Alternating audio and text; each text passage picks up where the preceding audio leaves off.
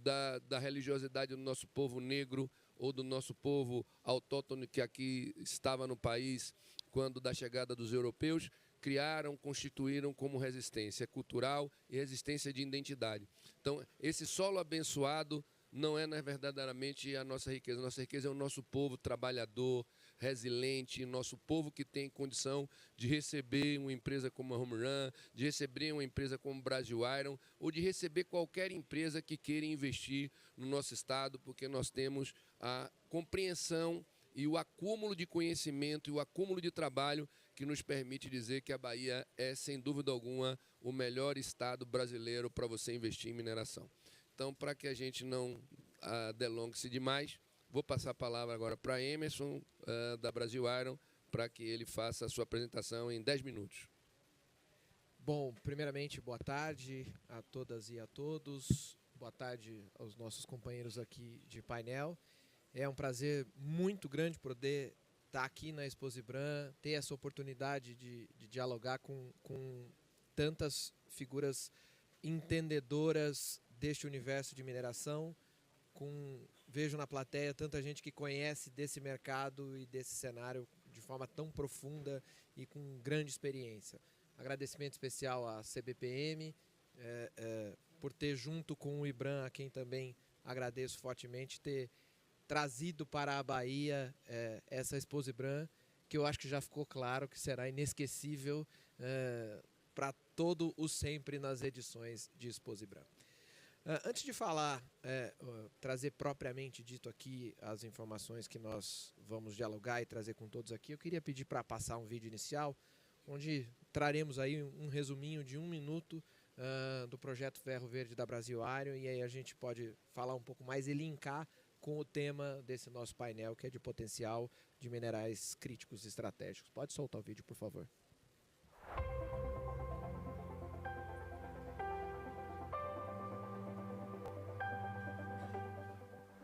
Um investimento de 5,7 bilhões de dólares e potencial para gerar mais de 55 mil empregos.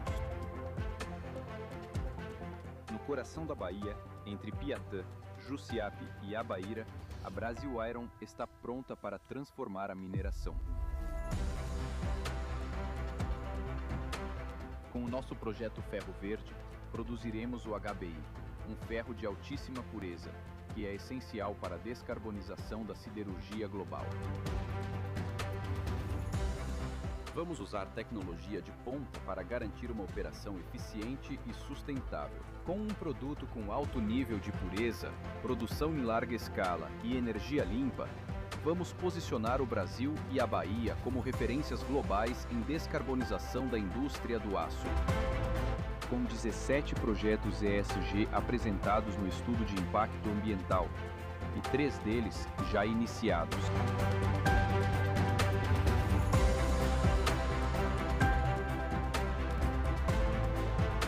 Pelo segundo ano consecutivo, somos reconhecidos como uma empresa GPTW, Great Place to Work, um selo que reflete o que mais valorizamos, as pessoas. Eu fico muito feliz de você ter citado no início de que mais importante de qualquer riqueza que nós aqui tenhamos, a mais importante são as pessoas. O vídeo fala a mesma coisa. E acho que é um pouco disso que a gente tem que tratar aqui. É linkar exatamente esse potencial que o estado da Bahia possui de desenvolver a mineração, mas mais do que isso, o efeito que isso vai gerar para esse estado e para o nosso país. Particularmente falando do projeto da Brasil Iron, os senhores puderam ver aí, os senhores e as senhoras puderam ver um resumo desse projeto de ferro verde. Cabe aqui uma explicação um pouco mais detida do ferro verde, que tecnicamente nós contamos aqui, é trazido como HBI, que é a sigla para Hot Briquette Iron.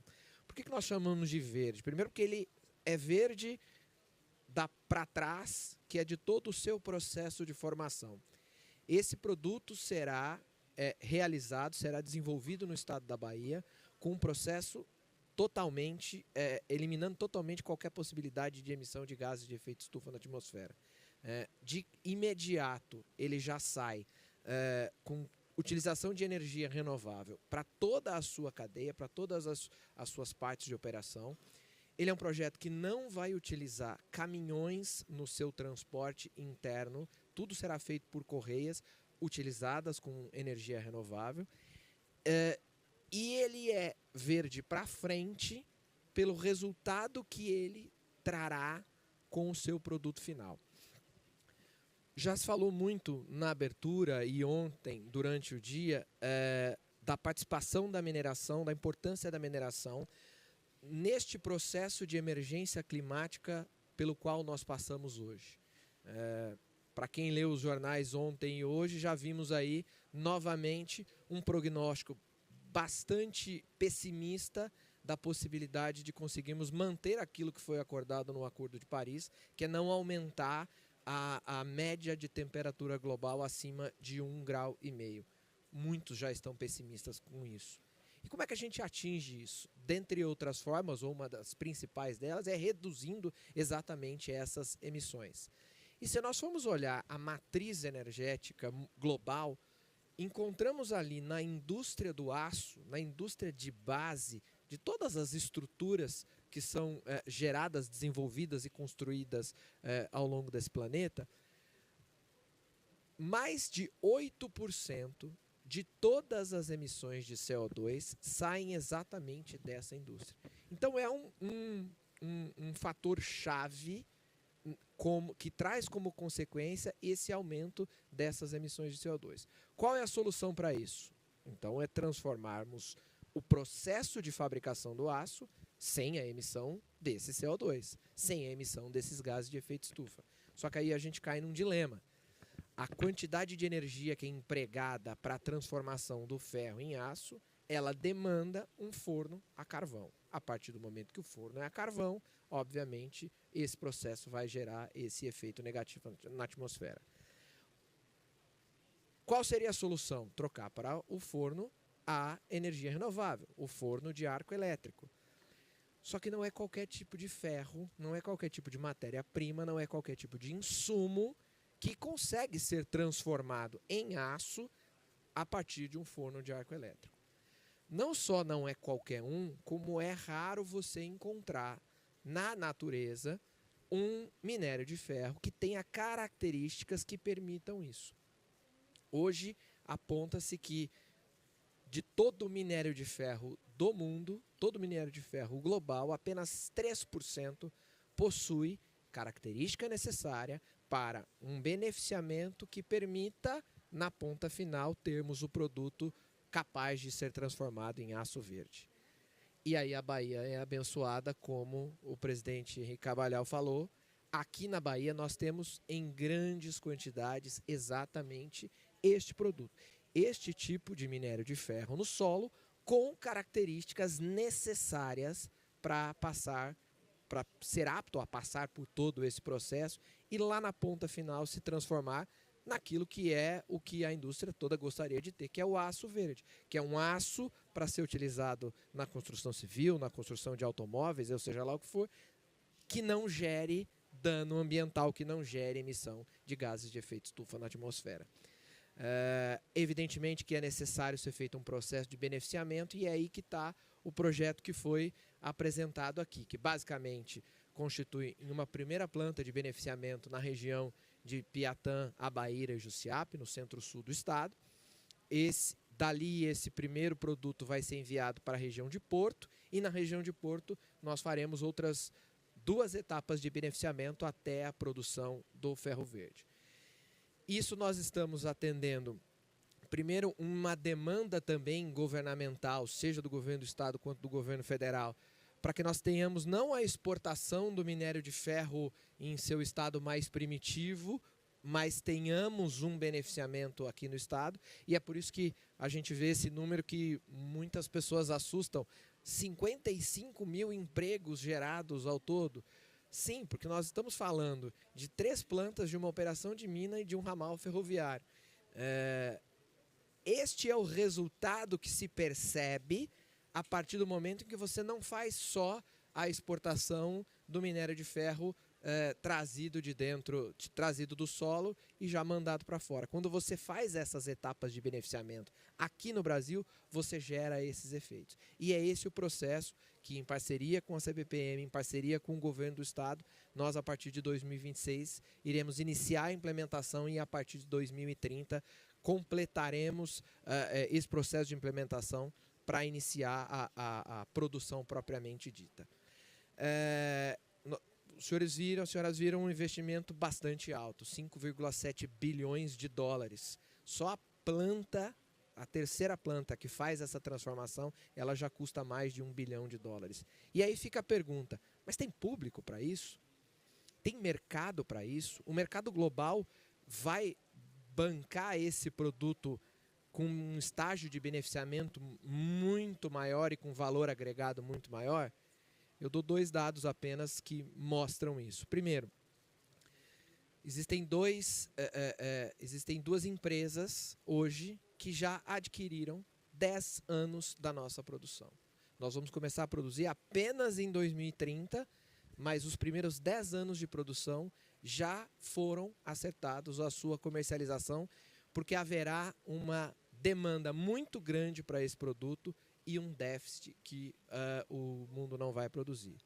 E o segundo dado é o seguinte, para este tipo de produto, o Japão, que normalmente é um país mais avançado e desenvolvido em teses dessa, já tem um processo de subsídio de $380 a tonelada para a fabricação de produtos que atinjam este grau de descarbonização que o projeto da Brasil Iron aqui na Bahia vai atingir. Então, eu não tenho dúvida nenhuma que esse potencial que a Bahia tem e que nós estamos conhecendo ao longo desses dias está mais do que comprovado em todas as áreas, e acho que com esse produto de ferro verde a gente tem também mais um elemento para mostrar o quanto esse estado está cada vez mais na vanguarda da mineração do estado. Obrigado, gente. Obrigado, Emerson. Vamos agora ouvir Brian, CEO da Home Run Resources. Is this working? Welcome, everybody. I'd like to thank all of you for coming to the show today. It's interesting. I'm sitting on a panel that I would actually call the unsexy panel. We've got 2 iron ore companies and a silica company. There's no rare earths, there's no gold, there's no battery material. But it just shows you that if you take this room and you pull all the silica and you pull all the iron out of this room, we've been sitting probably on a really nice beach, but we wouldn't be sitting here with much other than that. So from that perspective, everybody needs to open their eyes and have a very broad spectrum as to what these critical materials are. We've got a little video here that I'd like to show so you guys can see what Home Run's all about. And then I'll talk a little bit more about the company. A Home Run Brasil Mineração apresenta um projeto pioneiro para a implantação da primeira fábrica de vidro solar verticalizada no Brasil. Alinhado aos objetivos da seleção pública para a transformação de minerais estratégicos, o projeto fortalece a cadeia nacional de energia renovável, reduz a dependência de importações e impulsiona a descarbonização da matriz energética brasileira.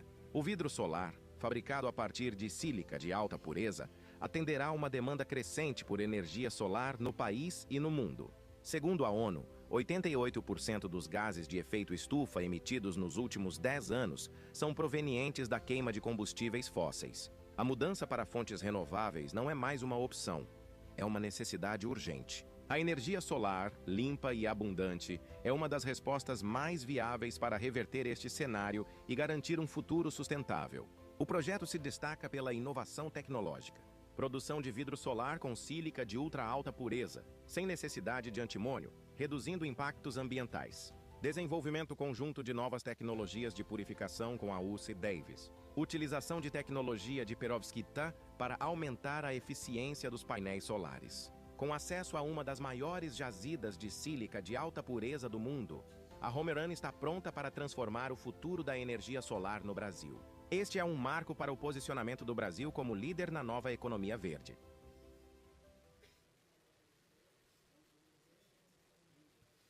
Home Run was founded. Home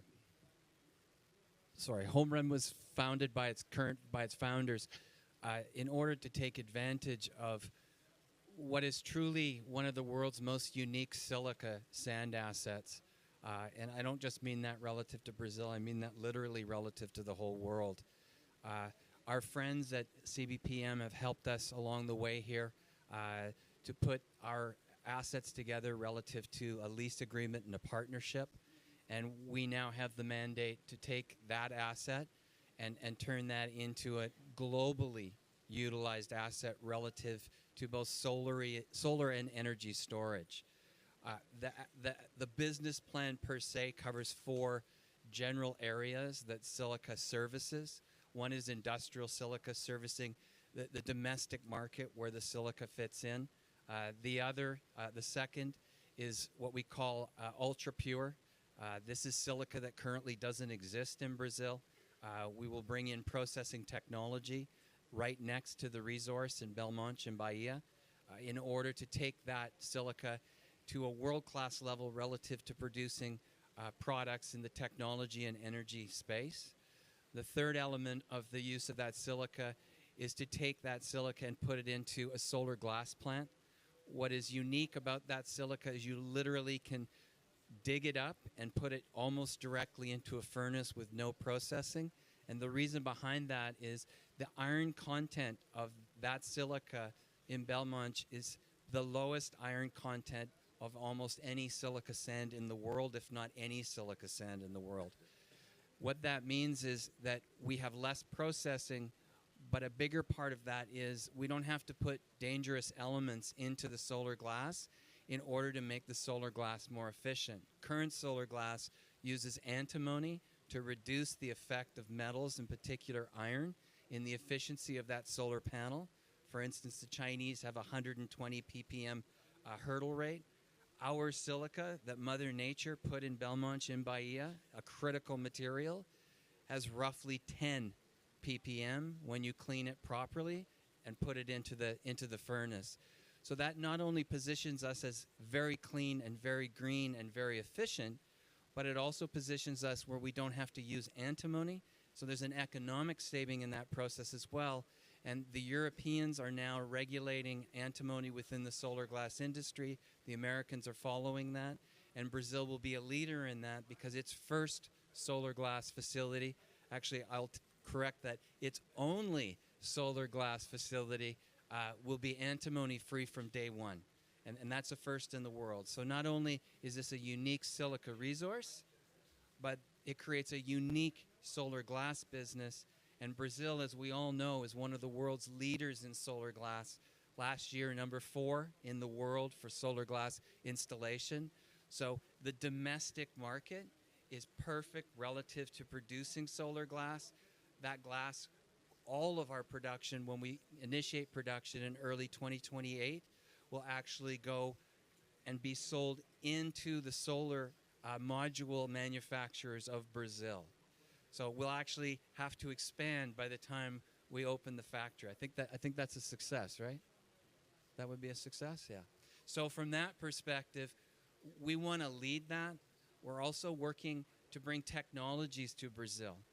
Brazil has an incredible endowment beyond its mineral endowment and its critical element endowment, and that's its intellectual endowment. We work in Brazil, and CBPM knows this, but in our own organization and in Vale and in our friend here in his organization, the engineering capability, the geological capability, the material scientist PhD capability that Brazil produces is world class. I've been doing this all over the world, and it's world class. So you have the resources, but you also have the human resources to exponentially transition that into value for not only Bahia, but for the entirety of Brazil. And in so doing, what we've done is we've worked to acquire technologies from other areas and bring those to Brazil to expand upon those and build industry around those. One of those technologies, we're working with the U.S. Department of Energy, their NREL division. They've produced an energy storage system that doesn't use chemicals. It actually uses silica. So silica is the medium of the energy storage. It can be utilized as both heat for industry, but also as electrical energy, and marries very nicely with this little phenomenon that's occurred over the last little while, which is data centers. It marries very nicely with the installation of data centers. So we're focused on that as well. So across the entirety of the company, there's a core strategic advantage, which is the silica sand that we have sitting in Belmonte in Bahia, this state. We're building all of our industrial capacity in this state, the state of Bahia. We'll be employing 99% of the workers that work for us in the state of Bahia, and we'll be expanding that business into other areas. We'll have news releases in that regard over the next while, beyond just the solar and the energy storage. So we're very excited. We're excited to have been really welcomed with open arms in Brazil, and what we're very, very proud of is I'm the only Canadian and I'm the only international person in the company.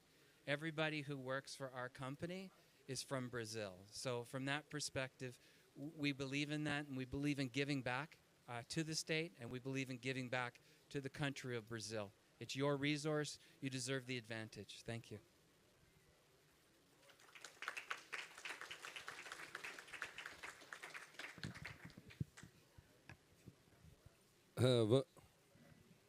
Bom, vamos.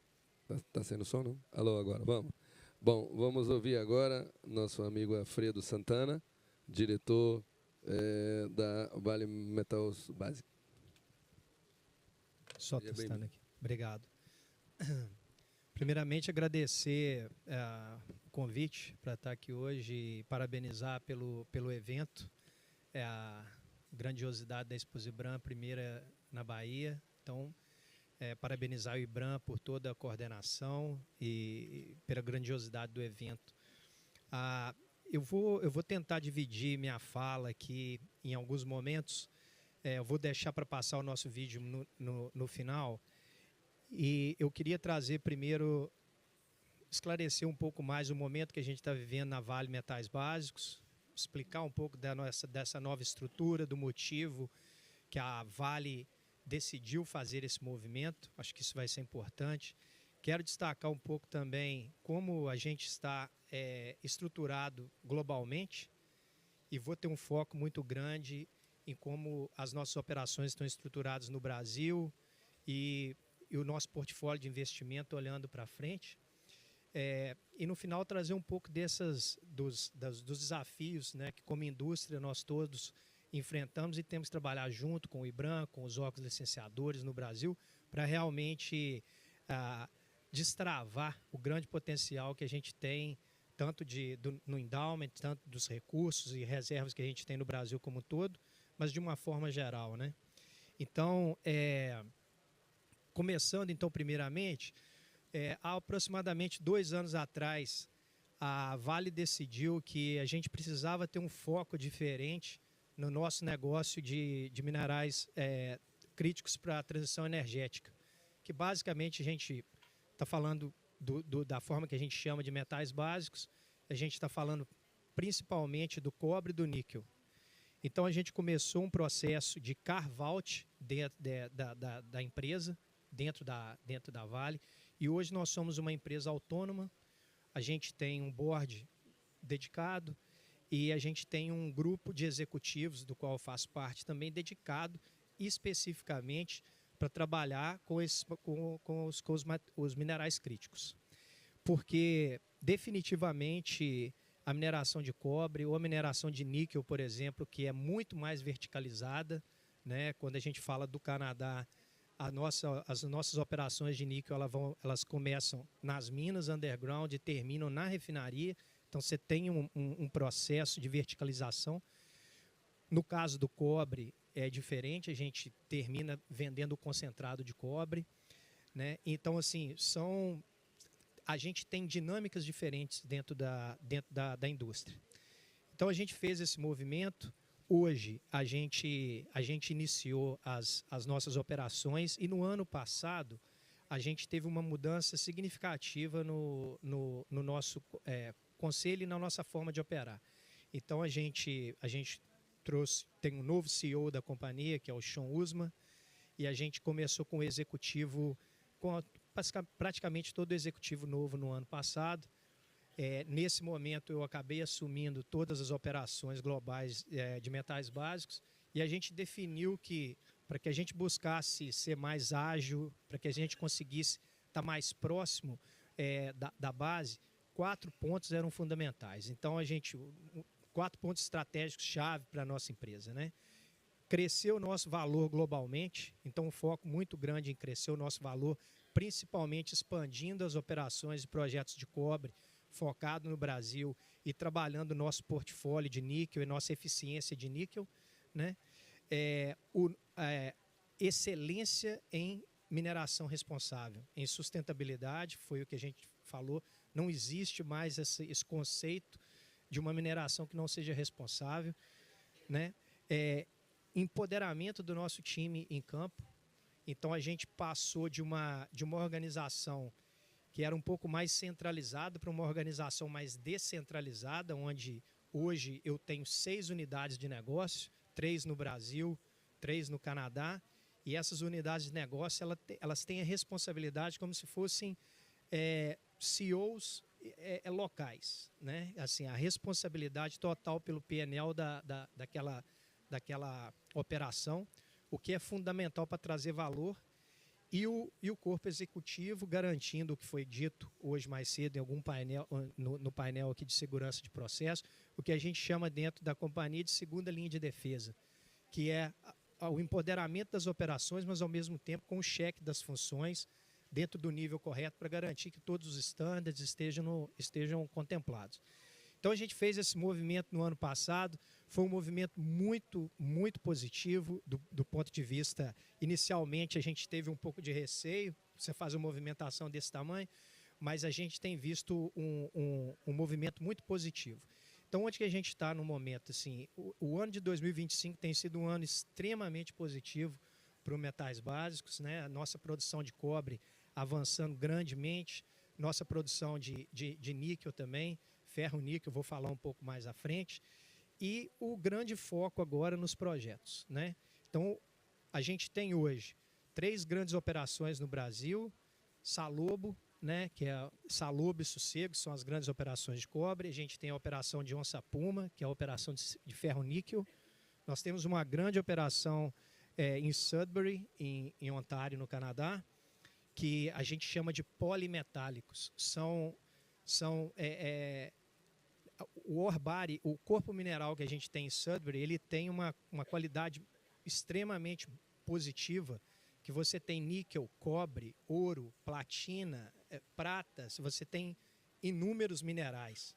Então, e também a gente tem uma operação na região de Newfoundland e Labrador, onde a gente tem uma mina, Voisey's Bay, e uma refinaria que é em Long Harbour, que também tem as mesmas características do polimetálico. A gente tem uma operação em Thompson também, que, como já foi dito e está publicado, a gente está buscando parcerias junto para continuar as operações em Thompson, uma operação bastante focada em níquel, e 2 refinarias no mundo. Então, voltando agora para o Brasil, conforme eu falei anteriormente, o nosso foco é crescer em cobre, continuar nossas operações com excelência no níquel, buscando a maior eficiência possível, revendo o portfólio. Então, quando a gente olha para frente, a gente entrou num processo extremamente forte de reinvestimento e revisão de metas. Então, assim, a gente aumentou os nossos targets de exploração em Carajás, no Pará, em mais de 40% esse ano, e vamos aumentar muito mais nos próximos anos que vêm. Esse ano, nós vamos atingir os nossos recordes de produção em cobre. Então, a gente está falando que, atualmente, a gente detém as maiores reservas e recursos de cobre do Brasil, né? O Salobo é o maior produtor de cobre do Brasil atualmente, e com os projetos que estão avançando, a gente realmente quer assumir a liderança da produção de cobre no Brasil. Falando de Onça Puma, acredito que vocês viram na semana passada, até assim, um prazer, a Kilma, que é a líder da operação de Onça Puma, A Sapum, a partir do ano que vem, passa a ser a maior produtora de ferro-níquel do Brasil. A gente finalizou o projeto agora de uma forma muito positiva. Basicamente 2 anos de projeto, sem nenhum acidente, com perda de tempo, né? E a gente terminou o segundo forno, e agora a gente passa de uma produção de na casa de 20 mil toneladas ano, para uma produção no ano que vem de 40 mil toneladas. Então, é expressivo esse movimento. E quando a gente fala de cobre, a gente está falando de um foco muito grande em crescimento. Então, esse ano a gente vai fechar dentro do guidance de cobre. Na próxima sexta-feira, a gente tem o call de resultados, onde a gente vai trazer mais detalhes para todo o público de como que foi o nosso último trimestre. Mas, do ponto de vista, olhando de agora para daqui 10 anos, o Pimenta falou isso um pouco no início da fala dele, no primeiro dia, na abertura, a gente vai estar saindo da casa de 350 mil toneladas de cobre para ultrapassar a marca de 700 mil toneladas de cobre em 2035 e já chegando nas 500 mil toneladas, ultrapassando a partir de 2030, com grandes projetos já em andamento. Então, a gente tem um foco grande na expansão da produção do Salobo. O próximo projeto que já está em fase de execução, né, início de execução, que é o projeto Bacaba, que começa a produzir daqui a 1 ano e meio, 2, né? E aí a próxima fase nós vamos ter praticamente uma das primeiras, não primeiras, mas uma mina significativamente grande, subterrânea, que é a mina do Alemão, com cobre e muito ouro também na região. E aí todo o restante de portfólio de projetos que a gente tem na nossa frente. Então, o Brasil definitivamente, Henrique, conforme você falou, além dos minerais críticos, que são o cobre, o níquel, minério de ferro, como a gente disse aqui, né, quando a gente olha o portfólio total, 90% das reservas de nióbio do mundo estão no Brasil, né? Terras raras, a Bahia detém uma grande reserva e o Brasil é a segunda maior reserva de terras raras conhecida no mundo. E quando a gente olha alguns dados que foram ditos aqui essa semana, o Brasil como um todo tem basicamente apenas 27% do seu território explorado, que a gente realmente sabe o que tem. Então imagina o potencial que a gente tem no Brasil com tudo isso que a gente já tem, com 27% definido, né? Então, assim, é uma grande honra estar aqui hoje para trazer esses pontos para todos vocês, deixar muito claro que a nossa pegada e o nosso foco em descarbonização, que foi dito aqui, fundamental, não tem mais a mineração do futuro, ela é uma mineração de baixo carbono, e eu acho que só trazer algumas falas que foram ditas aqui durante essa semana, que é muito importante, principalmente na região que a gente trabalha hoje fortemente, falando do Pará.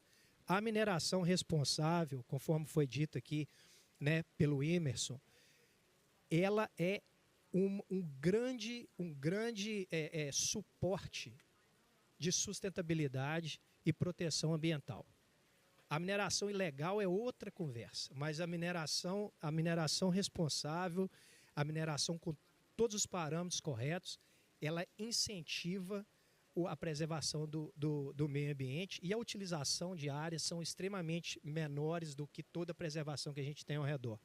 Então a gente tem vários casos de sucesso ao redor do mundo, e é esse que é o nosso foco. E aí, só finalizando com alguns riscos e alguns pontos que são fundamentais no nosso ponto de vista, eu acho que essa parceria do IBRAM, junto com as empresas, junto com o setor privado, junto com os governos, junto com os órgãos licenciadores, a onda que está chegando no Brasil de buscar investimento externo, eu acho que esse é um ponto forte para o Brasil, precisa abrir mais regulatoriamente, ter uma segurança regulatória importante para a gente conseguir trazer mais investimentos para dentro do Brasil.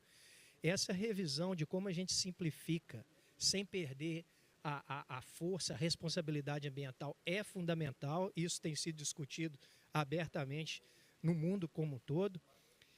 E como a gente auxilia, ajuda e trabalha em parceria com os órgãos reguladores para que a gente consiga fazer que as licenças ambientais, que o processo, eles andem de uma forma mais célere, porque a demanda é altíssima e em alguns momentos, vocês devem, conforme você disse, Emerson, com o investimento massivo que vocês estão fazendo aqui, eu não acho que os projetos eles não vão sair por falta de capital. O capital está lá, mas como a gente acelerar que é o grande segredo. Então, eu queria agradecer muito essa oportunidade. Meu tempo fechou aqui. Eu vou só deixar um vídeo aqui no final para a gente passar um pouco do que é a Vale Base Metals. Obrigado.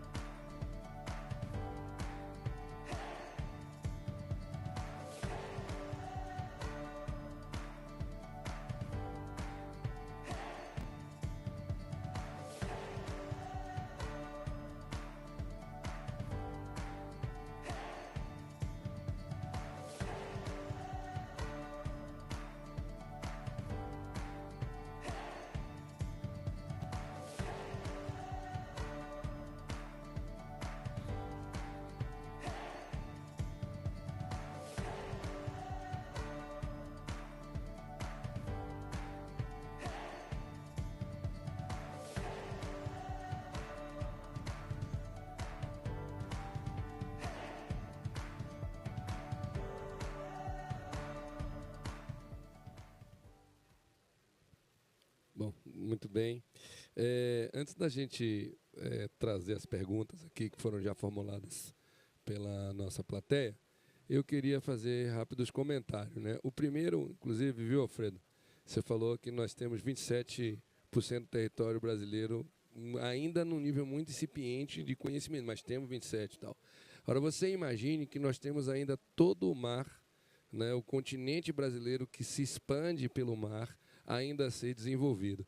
Eu, tipo assim, estou vendo o Borel aqui, que quando eu conheci ele lá na CBPM, é o nosso vice-presidente, funcionário de carreira, e quando eu falava para ele um conjunto de coisas que a gente iria fazer, ele me olhava com cara de maluco, sabe? Aquele cara que olha assim, esse cara é doido, não tem condição e tal. E a maioria das coisas que a gente conversou aconteceram.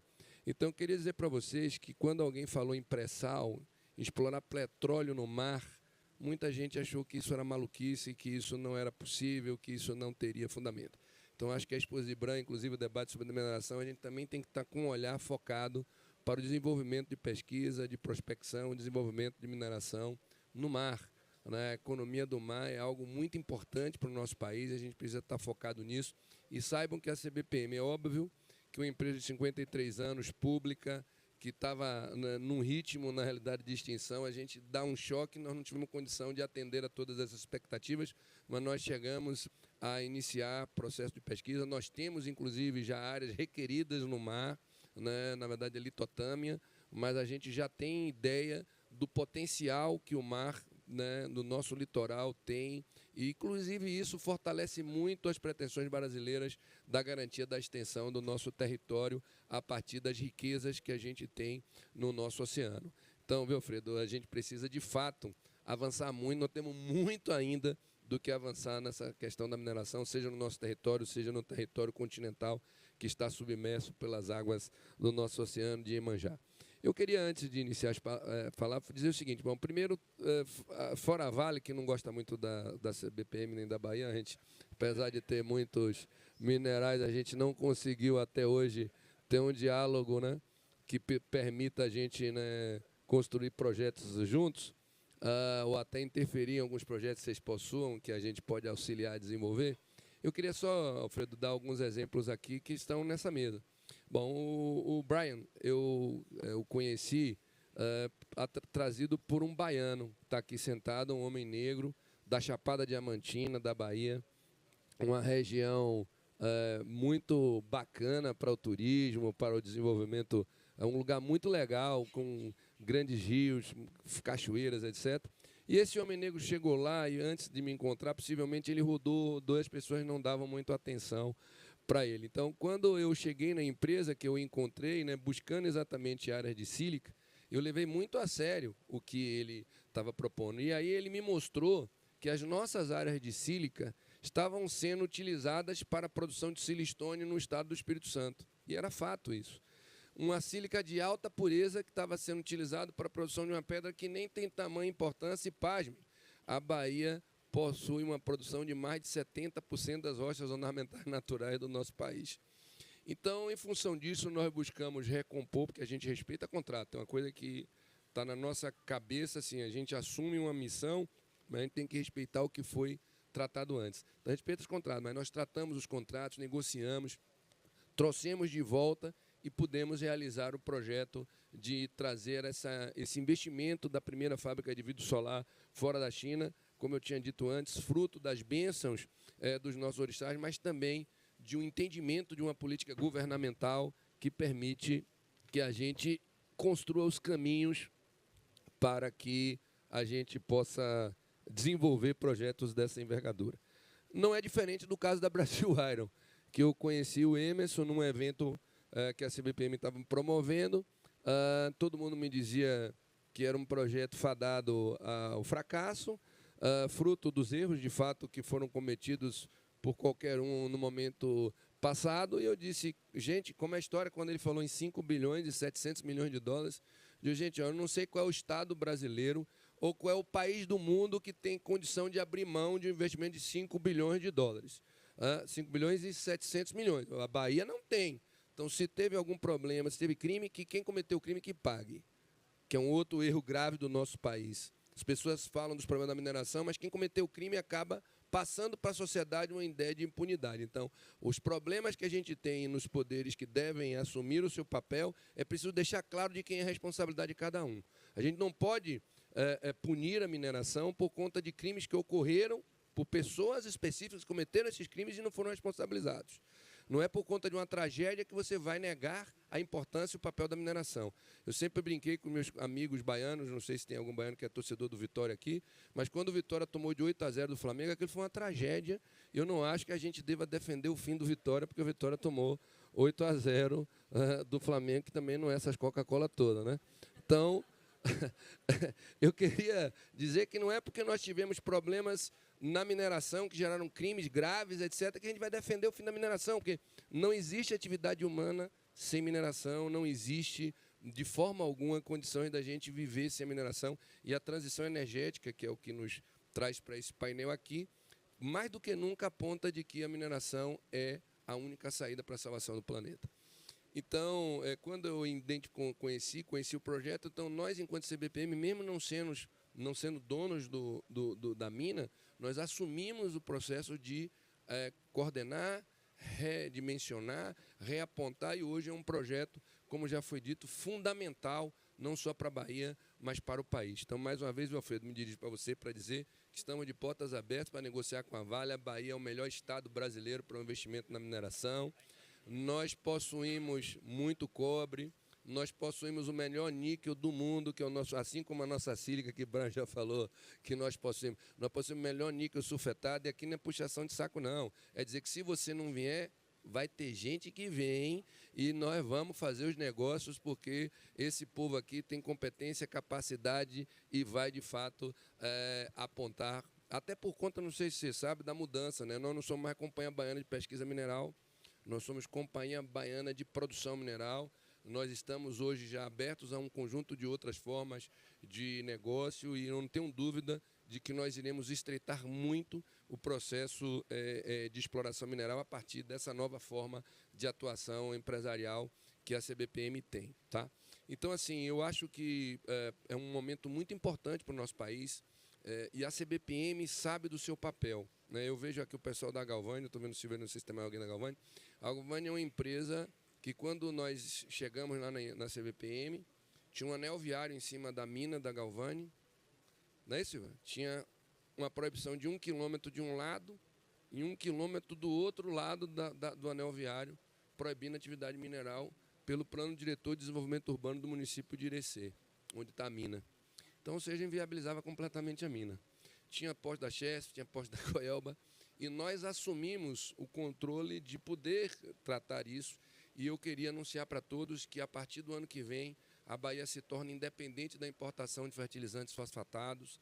Fosfato é um mineral fundamental também para a transição energética, já vem sendo utilizado mundo afora, mas no caso específico nós iremos produzir os fertilizantes, que o país é extremamente dependente, e a gente conseguiu fazer com que a Bahia alcançasse essa meta, e nós vamos produzir 30% do que o norte e o nordeste brasileiro consome de fertilizantes fosfatados a partir dessa mina. Então, quando você tem as bênçãos dos orixás, dos encantados, de Deus, das entidades que vocês quiserem, que abençoe esse subsolo, você precisa associar a vontade política dos governos de entender a importância e conhecer quais são as formas de atuação.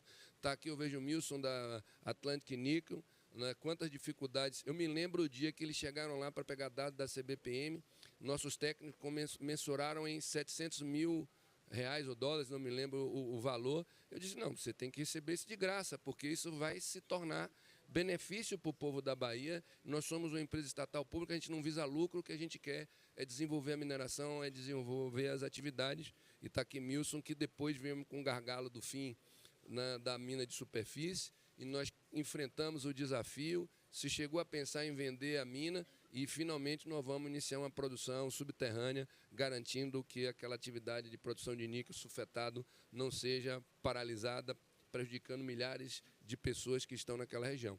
Então eu queria poder, ao passar a palavra para vocês, dizer que aqui nós temos, né, 3 exemplos importantes de mineração, né?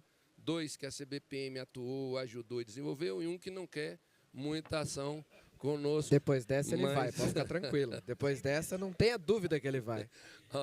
Eu queria pedir desculpa para vocês da plateia e para vocês da mesma, assim, tem umas perguntas que foram feitas em inglês. Eu sou da Bahia e muita gente, como me vê branco desse jeito, pensa que eu sou filho de rico, que eu estudei, né, em boas escolas. Eu, pelo contrário, eu sou muito pobre, eu sou filho de imigrante espanhol que veio para cá, não conseguiu fugir da pobreza, nós enfrentamos uma pobreza miserável, tanto que eu virei líder estudantil exatamente por isso. Eu estudava numa escola que tinha aula semana sim, semana não. Então, eu não falo inglês, eu não sei ler inglês, então o que tiver em inglês aqui eu vou pedir para ou alguém vir aqui traduzir para o Brian, ou eu vou passar para ele o tablet para ele ler, né? Porque, de fato, eu não vou conseguir formular para você, tá? Então, bom, eu me pediram até para eu censurar o que eu tiver censurado. Eu acho que nem censurar nada. Eu vou formular as perguntas. Você sabe, o general, ainda bem que saiu daqui, né? Que o general está ali. Está me ouvindo, general? Eu pensei que você tinha ido embora. Então, o general está me fiscalizando. Mas o general, a gente, baiano, dificilmente segue regra. Mas no final, dá tudo certo. Emerson, o produto HBI referido no seu... Agora, eu acho que a pergunta para o Emerson vale para todo mundo, quem quiser responder, tá? Mesmo se referindo especificamente ao HBI, mas está aberto para vocês. Eu vou formular um bloco de 5 perguntas, depois eu abro, depois eu faço mais 5 e a gente conclui, tá? O produto HBI referido no seu projeto é similar ao produto da Vale produzido em Vitória do Espírito Santo, né? Uma pergunta. Se há diferença, quais você poderia destacar? Obrigado. Aí vai uma pergunta que essa eu sei que todo mundo vai querer responder. Com a falta de efetivo e orçamento da ANM... Mauro está aí, é? Deixa eu ver se Mauro está aí. Mauro está aí? Mauro é o presidente da ANM, tá não, né? Mas ele mandou alguém fazer essa pergunta. Com a falta de efetivo e orçamento da ANM, compromete o desenvolvimento dos minerais críticos no Brasil. Que urgência o setor vê no fortalecimento da agência, né? Como a Brasilaro entende os desafios de competitividade logística para o escoamento da produção? Aí vem uma para Alfredo. Qual a importância do estado do Pará na estratégia da Vale Base Metals para minerais críticos estratégicos e os principais projetos para o próximo ano? Rapaz, o Pará ainda quer mais investimento da Vale.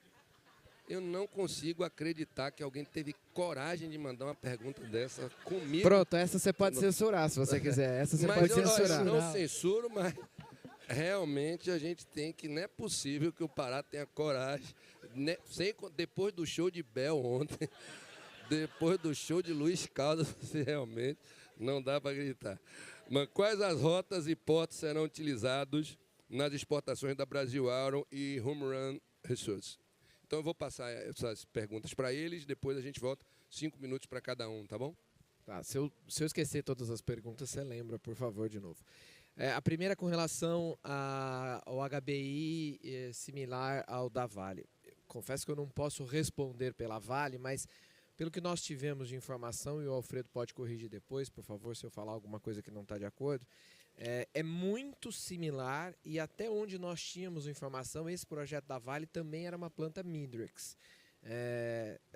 Se exatamente nós estamos falando desta planta Midrex na Vale, é exatamente igual. A tecnologia que nós estamos trazendo para fazer o HBI também é Midrex, que eu acho que é quem no mundo está mais desenvolvido nesta tecnologia de HBI. Eu só não sei, depois o Alfredo pode levar adiante, se esse projeto vai ser de fato efetivado lá no Espírito Santo, mas sim, nós estamos falando da mesma tecnologia. Pegando a questão da ANM, é evidente que a situação atual de chegarmos ao ponto de a ANM precisar fazer essa manifestação com essa crise financeira pela qual a entidade passa, eu não encontro outra palavra como um ente da mineração a não ser tristeza. É triste chegarmos a essa situação. E tenho certeza absoluta que deve ter sido muito difícil para o Mauro e para todo mundo na ANM ter que abrir uma situação tão triste, tão delicada, mas acho que não tinha outra solução, que é externar a situação em que a ANM está do ponto de vista financeiro, que nem é só uma questão financeira, a questão são o orçamento até originalmente tem. O problema é que ele foi bloqueado ao longo da estruturação desse orçamento. Mas o orçamento está lá. Seria só uma questão de liberar aquilo que já é da ANM para que ela continuasse. Mas eu queria linkar essa questão e estender também para os órgãos de regulação, sobretudo os ambientais, nos estados, e pegando aqui o INEMA como caso. E imagino que isso se repita em todos os lados. O Alfredo falou muito bem. O capital para o investimento, ele existe. Eu digo, ele existe e ele existe em estado abundante. A nossa posição na empresa, dentre outras coisas, é fazer exatamente este meio campo entre os investidores estrangeiros e o cenário brasileiro. Eu sou responsável por fazer a tradução do que é o cenário de negócios do Brasil para os nossos investidores. Então eu posso dizer tranquilamente que o interesse existe.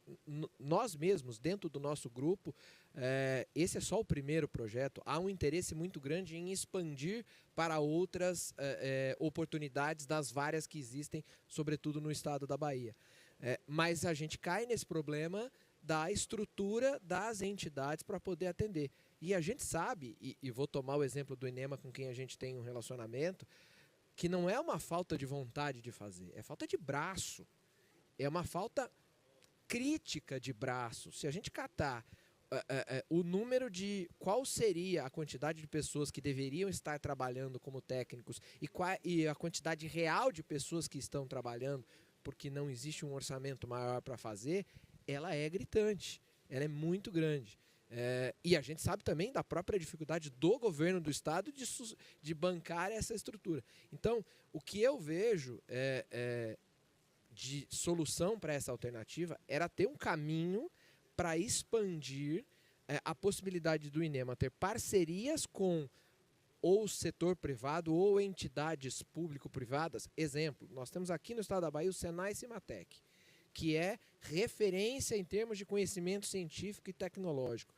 Por que o Senai Cimatec não poderia prover técnicos para o INEMA, para que o INEMA tivesse mais braços para realizar, por exemplo, os estudos ambientais dos projetos? Então, acho que esse é um modelo que pode ser replicado em todas as questões. É hora do meu remédio, gente, desculpa, tá?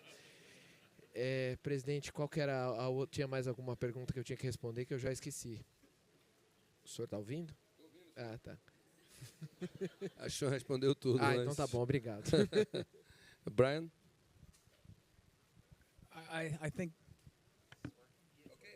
I think with regards to the A&M,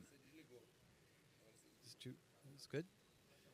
I think with regards to the NM, you know, you go back to the starting process of what we're talking about here, which is critical materials. So anything involved in the development of those critical materials becomes critical.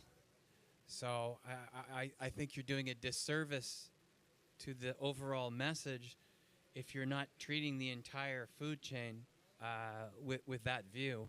And you know, you can carry that one step further. This is a window of opportunity for Brazil, and any delay is going to create competitive pressure from other jurisdictions moving faster. And first to market in the resource space is important, in particular in critical elements where there are other countries that have a strategic and a head start. There's other countries that have fallen behind but have more capital. And Brazil is well placed to take advantage of what's going on around the world. But again, I'm going to say it again, they're critical materials, and anything related to the development of those critical materials is critical.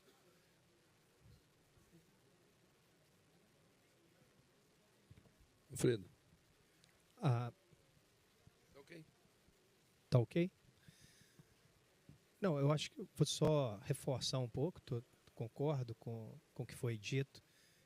Do ponto de vista, sem entrar em detalhe na ANM, o que realmente aconteceu, que a gente não sabe, mas o recado que eu queria deixar é, para nós da indústria, quanto mais fortes os órgãos reguladores forem, é melhor, e não o contrário. Porque é isso aí que vai fortalecer toda essa relação. Então, você ter uma ANM forte, você ter órgãos reguladores dos estados fortes, né? Porque também você tem licenciamentos federais, você tem licenciamentos estaduais, você tem fiscalizações federais, você tem fiscalizações estaduais. Falando um pouco do que o Brian falou, para os minerais críticos e para a gente avançar com mais agilidade na mineração, é do nosso interesse, da indústria, de que os órgãos estaduais, governamentais, estejam fortes também.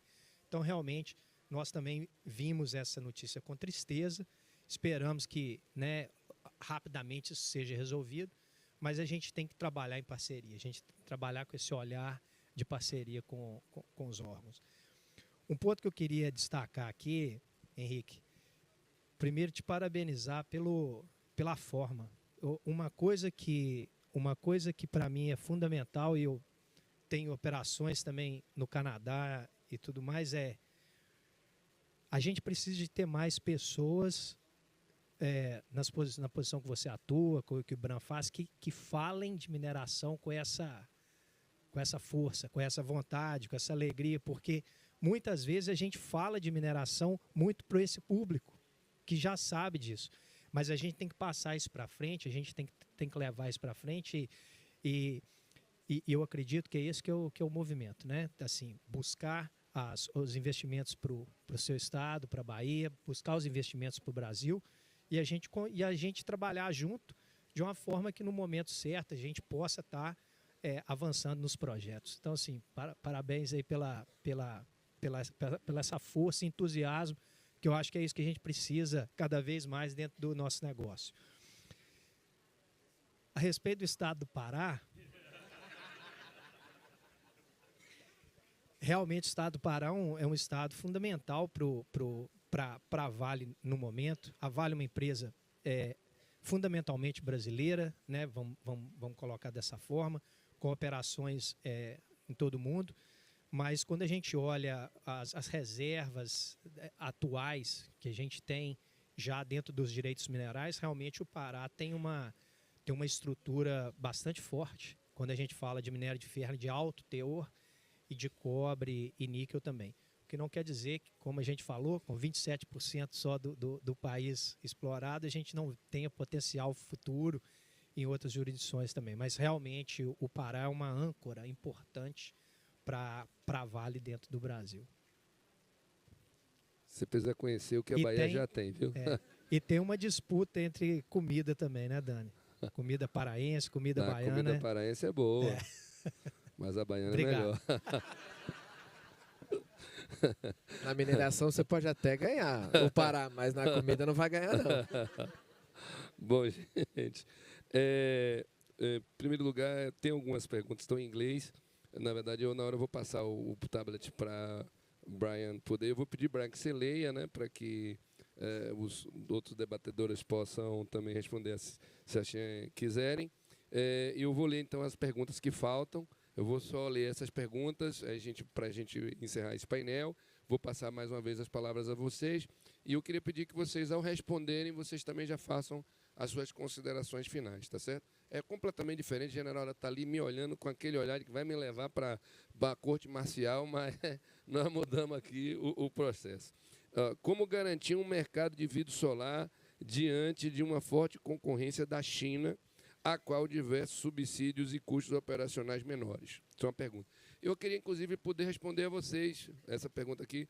Claro que o Brian vai responder com uma propriedade econômica, inclusive, mas graças aos nossos orixás, graças aos nossos encantados, que a nossa sílica de alta pureza, como já foi dito aqui, você não vai encontrar em lugar nenhum no mundo que encurta o processo de produção e, naturalmente, diminui, né, a vantagem econômica que eles têm em determinadas questões estatais em função dessa riqueza natural que a gente possui, e é isso que a gente precisa saber aproveitar. Brian, gostaria de saber se a Home Run tem interesse em estabelecer parceria com a Universidade da Bahia. Uma pergunta que está em inglês, eu falo que eu não sei falar, gente, mas eu leio aqui e entendo tudo. Uma pergunta em inglês é isso também, tá? Alfredo, a VBM está concentrada no norte do Brasil. Com essa divulgação das reservas baianas, existe algum estudo estratégico dos investimentos na Bahia?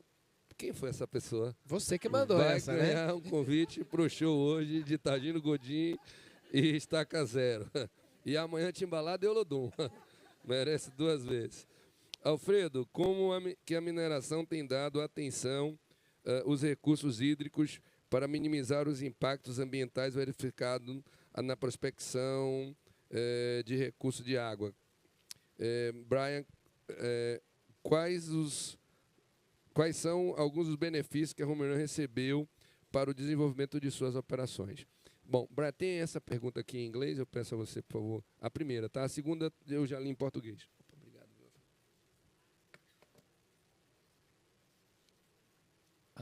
The first one is the Belmont silica to be sold as raw material to produce silicon metal, and is that silicon to semiconductors or to optical fiber silica? That's a big question. We're not selling, generally speaking, we won't be selling the silica in Belmont as a raw material. There's a critical reason why. It's one of the most advanced silica deposits from a silica sand perspective in the world, and it's one of the most unique. So if we sell it as a raw material, then we're actually creating competition, because those folks who would be buying that product are going to be doing what we're doing. So we'd be giving away our business. So no, we're not selling it that. There are methods of making silicon using silica sand and using quartz silica. It's usually quartz silica, but we're working on some new materials relative to the work that we've been doing with UC Davis in California, and we're bringing some of that work here now that we're getting set up. So in answer to that other question, yes, we would work with the University of Bahia in that regard. We would welcome that opportunity, and we've had some dialogue in that manner as well. And then as far as the optical fiber goes, yeah, if we can get our silica to that 5/9 plus range, then the companies that make things like optical fiber can use, this sounds strange, but they can use our silica as a raw material for their high-end processing in order to make those really high-end glass and optical products. So the opportunity is there. We're currently focused on the energy side and the solar side, but we're not ignoring the opportunities that come to the door relative to using our advanced product, which is based in Bahia. Suas considerações finais, Brian. Brian, pode fazer as My considerações. my closing statement is this is an amazing gathering here today. I'm extremely impressed. I'm not sure we would see as big an audience for this show if it wasn't for the work done by this gentleman over here and the people that work for CBPM. And I know I've been pumping them, but they deserve it. They work tirelessly for the state of Bahia. I heard a stat today at another presentation I was doing.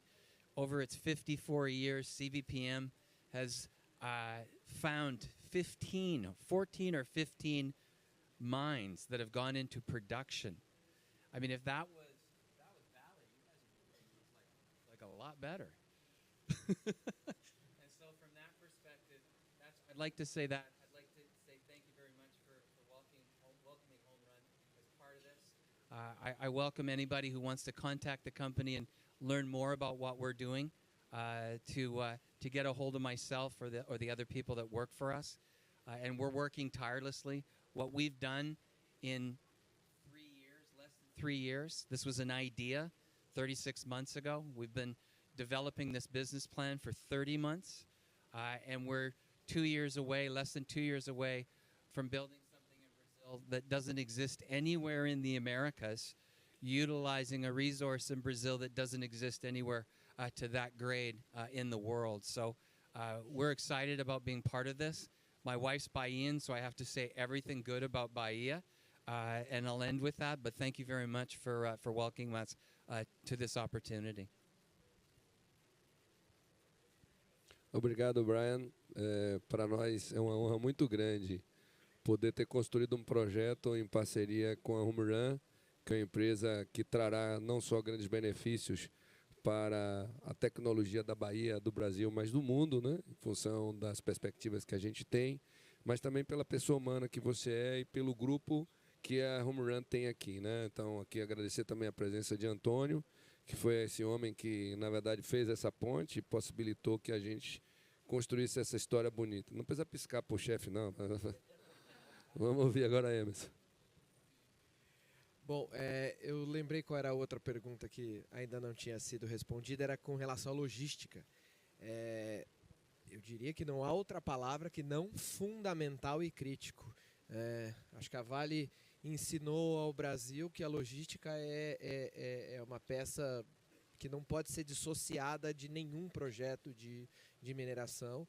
Então, sim, nós temos uma expectativa bastante grande de termos a condição de ter esse processo logístico que possa ser a parte final desse nosso projeto. Nós sabemos do empenho que o governo federal e o governo do estado têm especificamente para resolver esta questão aqui do estado. Nós temos duas alternativas, mas que carecem de uma finalização de projeto ou um ajuste de projeto para que possa estar viável para escoar qualquer tipo de produção.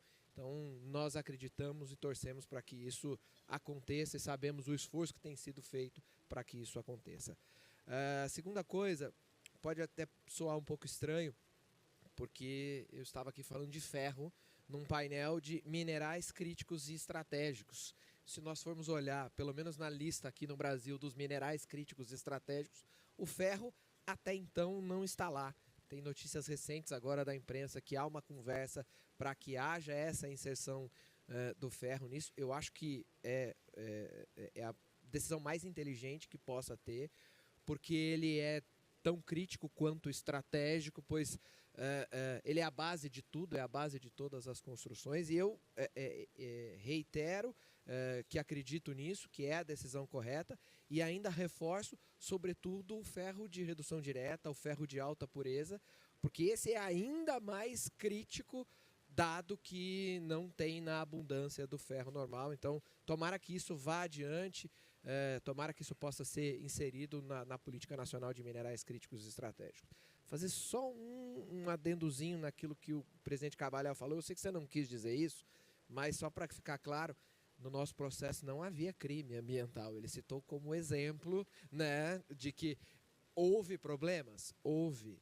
E nós já tivemos ciência disso, tivemos o apoio da CBPM exatamente para enxergar decisões erradas que talvez nós tenhamos tomado no passado, sobretudo de ter essa proximidade com o poder público para desenvolver o projeto com a cara da Bahia, com o jeito da Bahia e pensando naquelas que são as prioridades do Estado da Bahia. Então, acho que esse foi um ponto onde nós tivemos um erro bastante grande no início do projeto e a CBPM nos ajudou a abrir os olhos com relação a isso. E, por fim, agradecer mais uma vez à CBPM, ao IBRAM pelo convite. É uma honra estar aqui falando para uma plateia tão numerosa e tão qualificada, com pessoas aqui que têm uma vasta experiência nesse universo. E eu quero enfatizar e reiterar também o quão importante é termos um Estado onde existe uma política que parte desde o seu governador e é disseminada para todas as secretarias, para todas as entidades, chegando até a CBPM, que acreditam verdadeiramente, piamente, no poder transformador que a mineração tem. Transformador do ponto de vista econômico, mas transformador do ponto de vista social e ambiental.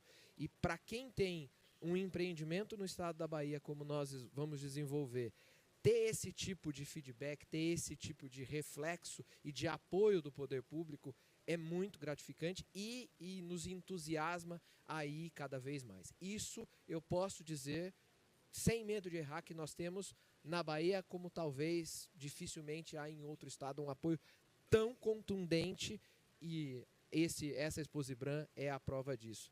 Então eu digo, Alfredo, leva com carinho essa sugestão de vir para a Bahia, porque vale a pena, com certeza. Obrigado, Emerson. Antes de passar para o Alfredo, viu, Emerson? É claro que se tivesse tido crime, a CBPM não estaria participando e se associando a nenhum projeto disso. O que eu gostaria de reafirmar é que o imaginário da sociedade brasileira em relação à mineração está muito associado a crimes que foram cometidos, seja pela mineração legal, que cometeu crime por descaso, por inoperância, etc., ao qual as pessoas deveriam ser responsabilizadas, e ao não ser responsabilizadas perante a opinião pública, isso cria essa sensação, seja pelas imagens, por exemplo, que a gente vê dos garimpos na Amazônia, etc., que são garimpos ilegais, que no fundo eu acho que a palavra garimpo ali, inclusive, está muito equivocada. Aquilo é crime organizado, não é garimpo, tá? Tanto que a CBPM Nova, não sei se os senhores tiveram a oportunidade de visitar a feira, mas lá embaixo nós temos um estande do garimpo legal. CBPM não era a função dela, mas nós estamos montando um curso para os garimpeiros, tanto que a gente chama de garimpo legal. Então a gente dá um curso de segurança do trabalho, manuseio de elementos químicos, direitos trabalhistas, o respeito às condições sociais, ou seja, que não haja exploração sexual da mulher, que não haja trabalho de mão de obra infantil, de exploração, que a gente construa, na verdade, aquilo que o Estado se ausentou. Afinal de contas, a primeira atividade humana foi a mineração, gente. Se vocês observarem, quem estudou história, como é que você divide a história? Paleolítico. O que é o Paleolítico? A idade da pedra lascada. Ou seja, o homem começa trabalhando com minerais. Ou seja, a formação da nossa história começa com o trabalho com minerais. Depois vai para a pedra polida, ou seja, você começa a elaborar essa pedra. Em seguida você vai para a idade dos metais, quando exatamente vai surgir o Estado. Então, ou seja, a nossa história está associada à mineração, o homem está associado à mineração. Quando você, Alfredo, fala que a gente fala com entusiasmo, eu me lembro que eu sou historiador, não sou minerador, não sou geólogo, sou engenheiro de Minas. Quando eu cheguei no setor, o primeiro debate que eu participei, uma pessoa falando contra a mineração, usando um celular, né, era um debate ao vivo, e ele tinha um piercing no nariz, tinha alguns brincos na orelha, né, e tal. Aí eu disse, gente, como ele pode falar contra a mineração com a quantidade de metais que ele está no rosto, né? E pior, né, ele está usando um aparelho de celular que pode ter até 70 elementos químicos que foram retirados da mineração. Chega a ser um ato esquizofrênico alguém utilizar uma rede social, né, usar uma energia, defender a salvação do planeta, falando contra a mineração, porque não há possibilidade nenhuma da vida moderna, da vida humana, sem mineração. Então, o que nós queremos, sim, é uma mineração responsável. E isso, a CBPM, enquanto empresa estatal que atua na mineração, tem como fundamental a atuação. Nós só construímos parcerias onde nós acreditamos que essa parceria, em primeiro lugar, vai nos desenvolver do ponto de vista social. Não existe desenvolvimento econômico sem desenvolvimento social. Portanto, que eu falo direto, antes de falar em sustentabilidade, seja mineração sustentável, nós temos que falar em mineração inclusiva. Porque quando você não inclui as pessoas que estão no entorno, você não garante, portanto, a tal da sustentabilidade, a defesa do meio ambiente, a sua preservação. Nós só vamos conseguir fazer isso se você incorpora as pessoas nesse processo de desenvolvimento da mineração. Seja através da sua conscientização, seja através, inclusive, da repartição da riqueza que será gerada. O governador me ensinou uma coisa muito bacana, eu participei com ele de um ato, em que ele dizia, não tem cabimento você ter um catavento, né, da energia eólica, se embaixo tem uma casa e a pessoa não tem energia elétrica, não faz sentido isso.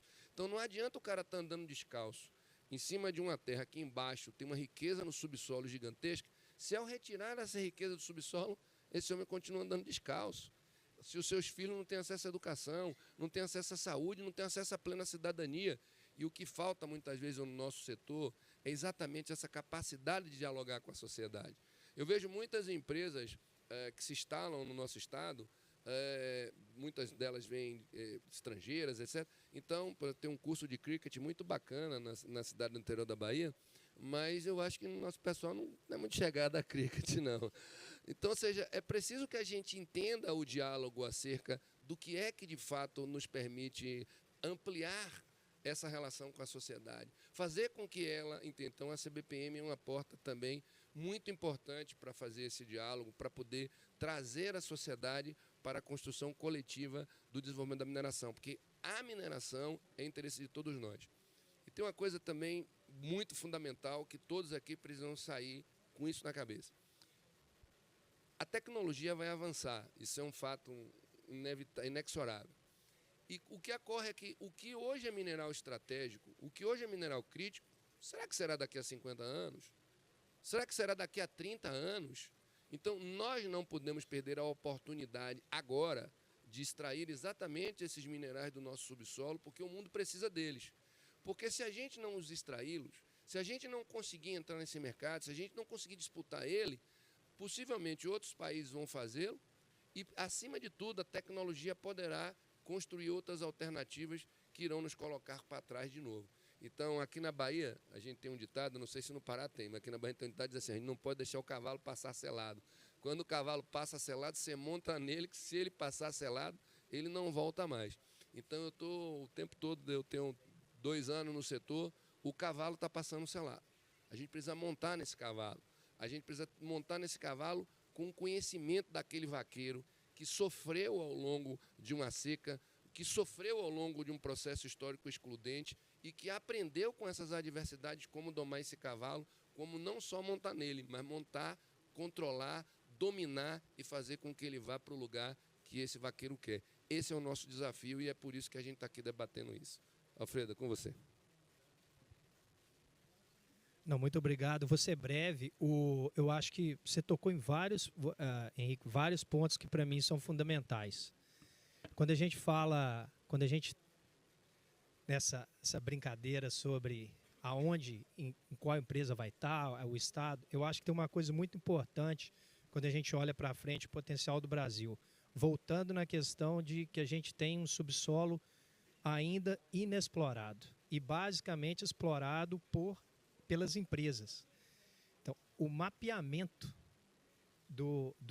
dos recursos e reservas do subsolo baiano, por exemplo, é fundamental. Entender o que tem, onde tem, como está distribuído, isso é fundamental, porque, conforme você disse, se a gente colocar a linha do tempo bem rapidamente, talvez os últimos 20 anos, sem voltar lá atrás na Revolução Industrial, onde o aço começou a ser mais, trazer uma necessidade maior, a China começou o boom chinês em 2010, 2000 e pouco, construção e a gente viu o ciclo do minério de ferro ir subir, escalar, e aí puxou junto o carvão, os principais minerais junto com isso tudo. Recentemente, 5, 6 anos atrás, começando a falar da transição energética, a gente viu o ciclo do níquel, o ciclo do níquel geralmente ele vai e volta muito rápido, mas ele vai voltar de novo. Então, aquele foco todo em baterias, energia e talvez com uma esperança muito grande que a transição energética seria muito mais rápida do que realmente vai ser, porque a indústria do petróleo ainda é uma indústria... Você não consegue quebrar esse ciclo de uma maneira tão rápida. Mas ela vai acontecer, é inevitável, ela está acontecendo, ela vai acontecer. E agora tem uma outra onda que traz novos, até ano passado, talvez, falar de terras raras não era tão popular, né? Hoje todo mundo fala de terras raras, porque tem a inteligência artificial que está chegando, as novas tecnologias, que depende de toda essa gama de minerais. Só para você saber, a CBPM tem 64 áreas de terras raras. Então, assim... Pará tem, não? Definitivamente, falando da Vale como um todo e falando de Vale metais básicos, né? Nós temos um nicho focado principalmente em níquel e cobre e todos os minerais relacionados. A Vale com um foco grande no minério de ferro, mas tendo dentro do seu portfólio, como o Pimenta falou aqui, a Vale detém 90% de base metals, Manara Minerals tem 10%. Então, isso vai evoluir. Isso vai evoluir. Eu acho que todos nós da mineração, a gente está disposto e quer fazer parte de bons negócios, boas parcerias, mas esse balanço de realmente investir e entender o que a gente tem no subsolo para o momento certo utilizar e utilizar da maneira mais correta. E eu acho que o trabalho que vocês vêm fazendo na Bahia é muito importante, conforme a gente falou, de buscar um regulatório que seja confiável, né, de buscar um ambiente de negócio que seja atrativo. Eu acho que esse é o caminho correto para o início de tudo, de atrair tudo isso. E quando a gente fala de logística, qualquer grande logística no Brasil e outras partes do mundo começou com a mineração, né? Começou com... Você precisa movimentar grandes quantidades de minério e tudo mais, e dali você vai fazendo uma cadeia positiva de transformação e de melhoria para as comunidades locais e tudo mais. Então, assim, do ponto de vista da Vale Base Metals, da Vale Metais Básicos e da Vale, queria agradecer muito o painel, agradecer a vocês aqui, o Emerson, o Brian. Parabéns pelo que vocês estão trazendo. Acho que o ponto que o Brian trouxe sobre essa dúvida, vou competir com a China ou não, o que eu vejo muito é que a China, desde quando ela começou, ela nunca preocupou em como ela ia competir com ninguém. Ela só focou em fazer e entregar as coisas. Então a gente tem que também preocupar menos em como a gente vai competir com a China e começar a focar em acelerar a execução, em acelerar a entrega, que eu acho que é isso aí que vai chegar lá. Mas, assim, muito obrigado pela oportunidade aqui. Um prazer muito grande estar aqui hoje com vocês. E acho que foi uma excelente conversa aqui. Muito obrigado pela oportunidade. Bom, eu que agradeço ao Fredo, agradeço ao Brian, agradeço ao Emerson, mas agradeço também a todas as pessoas que para cá vieram para esse debate. Quero reiterar o convite hoje à noite. Nós vamos ter, que a Bahia é diferente, né? Então, hoje à noite, ontem foi o Carnaval da Bahia, hoje a gente vai ter aqui o show do São João da Bahia, com a presença de grandes artistas do nosso cancioneiro junino, que é o Targino Godinho, o Estaca Zero. E, mais uma vez, também reafirmo o convite para amanhã, que a gente tem a banda Timbalada, muito conhecida por todos, e a banda Olodum, que irão se apresentar. E, acima de tudo, mais uma vez, reafirmar, o Estado da Bahia está de braços abertos para o desenvolvimento da mineração responsável. O Estado da Bahia está de braços abertos para a mineração focada no desenvolvimento social e nós temos, sim, grandes oportunidades minerais em nosso Estado, pelo conhecimento acumulado pela CBPM, pelo conhecimento que nós não só construímos do ponto de vista técnico, mas pelo conhecimento que a gente tem das condições de viabilizar os projetos. Isso é tão importante quanto você deter as riquezas minerais. Então, e aqui não é paquera com a Vale, não. Nós queremos, na realidade... não, isso vale para todo mundo. Isso vale para todo mundo que está na plateia. O importante é a gente entender que esse é um momento muito importante para o mundo. Eu compreendo de que... Eu não sei se vocês viram hoje o furacão que está assolando o Caribe, né? Ou seja, é possível que esse furacão seja algo tão normal como seria 300 anos atrás ou 400 anos atrás. Mas o fato é que um furacão como esse cria um pânico nas pessoas, principalmente no Ocidente, que faz com que haja uma pressão sobre os mercados e que haja uma pressão sobre a emergência de substituição da energia de geração de carbono por uma energia sem geração de carbono ou com a redução da geração de carbono. Então, a oportunidade que a gente tem desses minerais no nosso estado e no nosso país é fundamental, é emergente. É óbvio que a gente tem gargalos, a infraestrutura é um problema muito grande que a gente precisa enfrentar, as condições dos órgãos estaduais, federais e municipais para atender às demandas do setor também é muito grande, mas, por outro lado, também a gente precisa preparar a sociedade, seja a sociedade na perspectiva do entendimento dela da importância, seja os nossos empresários. Ou seja, os empresários da indústria precisam estar preparados para atender as grandes atividades minerais que serão desenvolvidas, seja o comércio também precisa estar preparado, até porque muitas dessas empresas são empresas com capital aberto e que, portanto, precisam de um regramento para as contratações. Então, muito obrigado a todos. Vamos continuar com a Exposibram e um bom final de Exposibram para todo mundo. Obrigado mais uma vez, Alfredo, Brian e Emerson.